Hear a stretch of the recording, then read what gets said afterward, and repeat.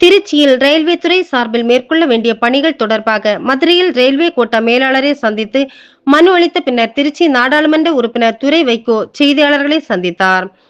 திமுக கூட்டணி இருக்கிறதா இல்லையா என்பதை தெளிவுபடுத்த வேண்டியது திமுக தலைமைதான்.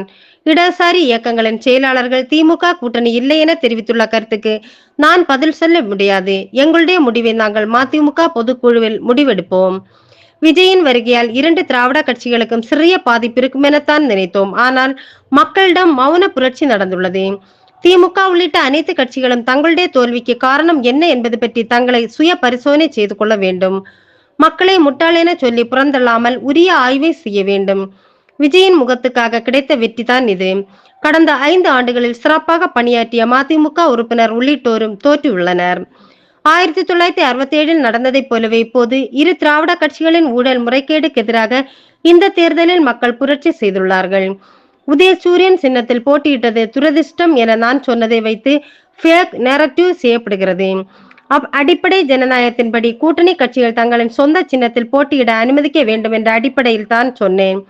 உதயசூரியன் சின்னத்தில் போட்டியிடுங்கள் என திமுக சொல்லும் போது நாங்கள் கூட்டணியில் இருந்து வெளியேறி இருந்தால் அதையும் நாங்கள் வேறு எதையோ எதிர்பார்த்து போவதாக தவறாகத்தான் பேசியிருப்பார்கள். மின்சாரம் மற்றும் போக்குவரத்து துறைகளில் நீண்ட காலமாக பல்வேறு பிரச்சனைகள் உள்ளன. இந்த துறைகளில் உள்ள சிக்கலை எல்லாம் உடனே சரி செய்ய முடியாது. இந்த பிரச்சனைகளுக்கெல்லாம் தீர்வு காண தமிழக அரசு மிகுந்த கவனம் செலுத்த வேண்டும். அடிக்கடி ஏற்படும் மின்வெட்டுக்கு 20 வருடங்களுக்கு மேலாக மின்சாரத்துறையில் சீர்திருத்தம் செய்யாதது கூட காரணமாக இருக்கலாம் என தெரிவித்தார். இயக்க நிர்வாகிகள் அவங்களுடைய பல்வேறு பிரச்சனைகள் விவாதிக்கணும். அதை யாருக்கே சொன்ன பொதுக்குழுங்கிறது தேர்தல் கூட்டணி, இந்த கூட்டணி மாத்திரம் கிடையாது. பொதுவாக ஒரு தேர்தல் முடிஞ்சிருக்கு, சட்டமன்ற தேர்தல் முடிஞ்சிருக்கு, ஒரு தமிழ்நாட்டில் ஒரு மாற்றம் வந்திருக்கு. பொதுவாக என்னன்னா இந்த புதாரம் பார்த்தீங்கன்னா மேகதாது பிரச்சனையை பற்றி விவாதிக்கப்படும். அது மும்முனை கொள்கை. இன்னொன்று பார்த்தீங்கன்னா முக்கியமான பிரச்சனை இப்போ நம்மளுக்கு அந்த குறுவை சாகுபடி, அது விஷயமா ஒரு பெரிய ஒரு பிரச்சனையா இருக்கு.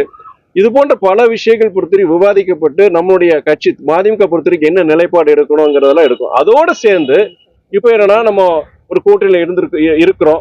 இப்போ அந்த சென்ற சட்டமன்ற தேர்தலில் நமக்கு எவ்வளவு சீட்டு கொடுத்தாங்க, அதுல எத்தனை பேர் வெற்றி பெற்றாங்க, மக்களுடைய தீர்ப்பு எதன் அடிப்படையில் மக்கள் இந்த மாதிரி தீர்ப்பளிச்சிருக்கிறாங்க, அப்போ நம்ம கட்சி என்ன நிலைப்பாடு என்ன எடுக்கணும், இது போன்ற பல விஷயங்கள் விவாதிக்கப்படும் பொழுது கூட்டணி சம்பந்தமாகவும் நிர்வாகிகள் அவங்களுடைய கருத்துக்களை தெரிவிக்கும் போது நம்முடைய தலைமை மதிமுக தலைமை அது முடிவெடுக்கும்.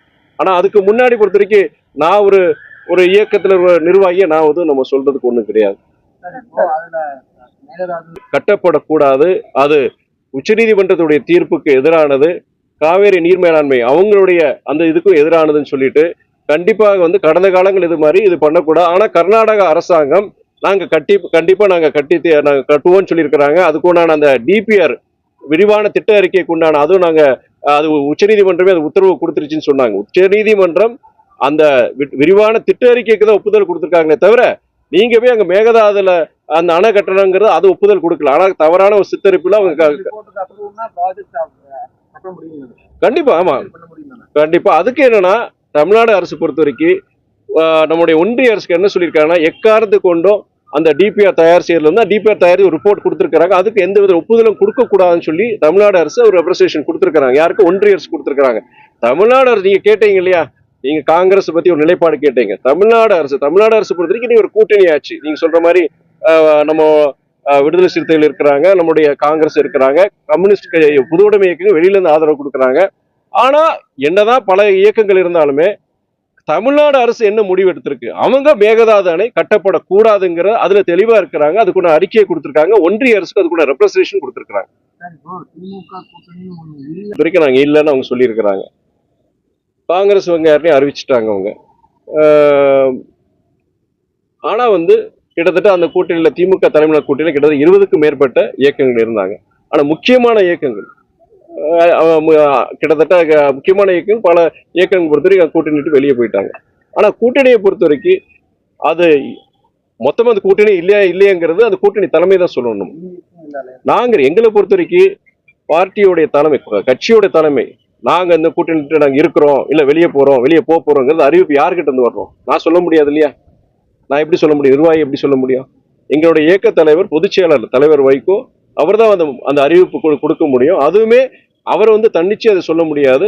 பொதுக்குழுல அத்தனை நிர்வாகிகளுடைய கருத்துக்களை கேட்டு, இப்ப பக்கத்துல முன்னாள் சட்டமன்ற உறுப்பினர் அண்ணன் பூமிநாதன் இருக்கிறாங்க, இங்க மாவட்டத்தில் இருக்கிறாங்க, அத்தனை பேரை வந்து பேசி கருத்துக்கள் சொல்லி அதன் அடிப்படையில தலைவர் சொல்லலாமே தவிர சிபிஐ சொல்லியிருக்காங்கன்னா அந்த கருத்து நீங்க சிபிஐ கிட்ட கேட்கணும். நீங்க மொத்தத்துல கூட்டணியே இல்லையாங்கிறது அது யார்கிட்ட கேட்கணும்? திமுக கிட்ட. கூட்டணி தலைமை அவங்க கிட்ட தான் கேட்கணும். நீங்க புதிய அரசுக்கு 6 மாசம் அவகாசம் நீங்க வெளியே போறது உள்ள போறது ஸ்டாண்டுக்கு அதுக்குள்ள போலாம்.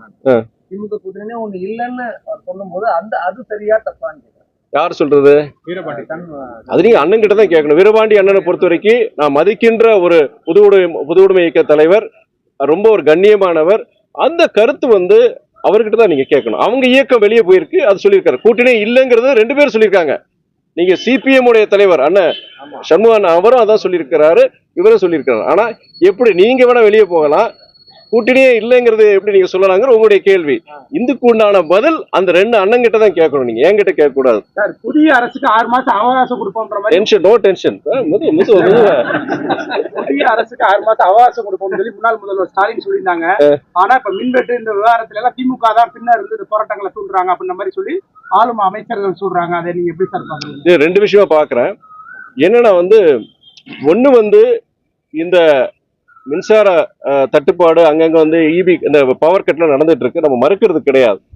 நான் அதனால ஏற்கனவே பிரஸ் மீட்ல என்ன சொல்லியிருந்தேன்னா, என்னென்ன காரணங்கள், இல்ல மின்சார உற்பத்தியில ஏதாவது பிரச்சனை இருக்கா, இல்ல அந்த மெயின்டெனன்ஸ் பராமரிப்புல ஏதாவது பிரச்சனை இருக்கா, அதை நீங்க கண்டிப்பா அரசாங்கம் அந்த துறை சார்ந்த அமைச்சர் அதை வந்து ஆய்வு பண்ணணும். அவர் அடுத்து இன்னொரு விஷயம் நம்ம பார்க்கணும். சில இடங்கள்ல குறிப்பா ஆவடியிலயும், சென்னை ஆவடியிலையும் பெரம்பூர்லயும் அங்க ஃபியூஸை திருடி இருக்காங்க, கேபிள் ஒரு இடத்துல கட் பண்ணி இருக்கிறாங்க.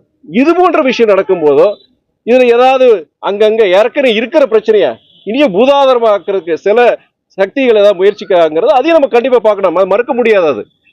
ஆனா ஒட்டுமொத்தத்துல மின்சாரம் வந்து ஒரு தடையில்லா மின்சாரம்ங்கிறது முக்கியமான விஷயம். அது விவசாயிகளா இருக்கட்டும், மக்களா இருக்கட்டும், கண்டிப்பா அரசாங்கம் இதுல காலதாமதம் செய்யாம அந்த உரிய நடவடிக்கைகளை எடுக்கணும். ஆனா ஒன்னே ஒண்ணு சொல்லிடுறேங்க, மின்சாரத்துறையா இருக்கட்டும், போக்குவரத்து துறையா இருக்கட்டும், அதாவது ரொம்பவும் ஒரு பல பிரச்சனை இருக்கிற இரு துறைகள் தமிழ்நாடு சொன்னா 2 சொல்லுவோம். யாரு எது சொன்னாலும் மின்சாரத்துறையும் போக்குவரத்து துறையும். இது கிட்டத்தட்ட 20 வருஷமா இருக்கிற பிரச்சனைகள். நீங்க ஒரு 4 வருஷத்துலயோ 5 வருஷத்துல இதே தான் முந்தைய திமுக அரசு இருக்கும் போதும் பத்திரிகையாளர் சந்திப்புல நான் சொல்லியிருந்தேன். நான் இது வந்து பல வருஷமா இருக்கிற பிரச்சனைகள், நிதி பற்றாக்குறை, ஆள் பற்றாக்குறை, இதெல்லாம் வந்து பல பிரச்சனைகள். இதை வந்து ஒரு 2 வருஷத்துலயோ 3 வருஷத்துல நம்ம சரி செய்ய முடியாது. அதனால வர பல பிரச்சனைகள் சொல்லியிருந்தேன். இப்பயுமே நான் என்ன சொல்றேன்னா, இப்ப தாவேக அரசு வந்திருக்குன்னா 1 மாசம் ஆயிருக்கு. நீங்க இது வந்து இந்த பிரச்சனை நம்ம சொல்றோம் இல்லையா, உற்பத்தியில பிரச்சனையா இல்ல பராமரிப்புல பிரச்சனையா, அதையும் பார்க்கணும். அதே வேளையில ஒரு சீர்திருத்தம் தேவை.